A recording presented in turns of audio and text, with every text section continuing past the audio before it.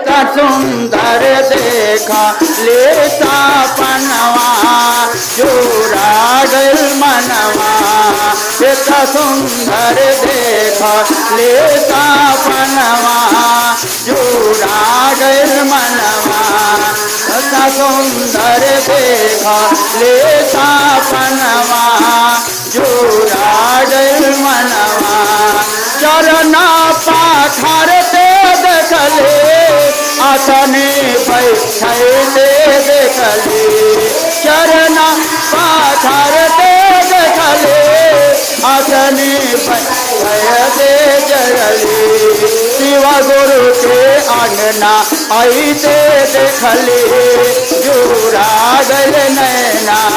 शिवा गुरु के अंगना आईते देखले जुरा गल नैना। इतना सुंदर देखा लेता पनवा जुरा गल नैना।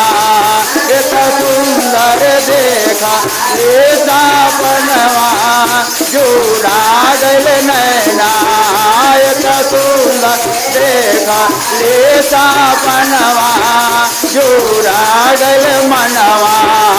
इतना सुंदर देखा लेता पनवा जुरा गल मनवा। सोने के थाली देखली छपराना मेवा देखली। भोगवाला दही दे देखली गजला पे नई दे देखली। जमरू बाजैसे गुरु के देखली जुरा गल नैना। जमरू बाजैसे गुरु के देखली जुरा गल नैना। इतना सुंदर देखा लेता पनवा जुरा गल नैना। इतना सुंदर देखा लेता पनवा जुरा गल नैना। इतना सुंदर देखा लेता पनवा जुरा गल नैना। आरते हो तारते देखले आचमन करे दे देखले। आरते हो तारते देखले आचमन करे दे देखले। बतहा चढ़ला गुरु के देखले जुरा गल नैना। बतहा चढ़ला गुरु के देखले जुरा गल नैना। इतना सुंदर देखा लेता पनवा जुरा गल नैना। इतना सुंदर देखा लेता पनवा जुरा गल मनवा। चर्चा करे दे देखले भजना गाते देखले। चर्चा करे दे देखले भजना सुनाए दे। गुरु भैया के अंगना ऐसे देखले जुरा गल नैना।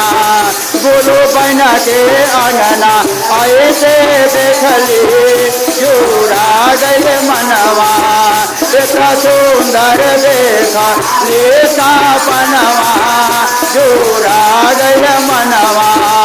इतना सुंदर देखा लेता पनवा जुरा गल मनवा। पहिला में दाया माना दूसरा में चर्चा कर। पहिला में दाया माना दूसरा में चर्चा कर।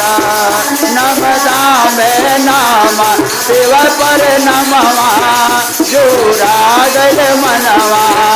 तीसरा में नाम शिव पर नमवा जुरा गल मनवा।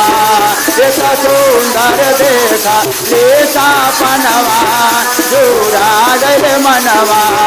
एक सुंदर देखा ये सपनवा जुड़ा गए मनवा एक सुंदर देखा ये सपनवा जुड़ा गए मनवा एक सुंदर देखा ये सपनवा जुड़ा गए मनवा एक सुंदर देखा ये सपनवा जुड़ा गए मनवा।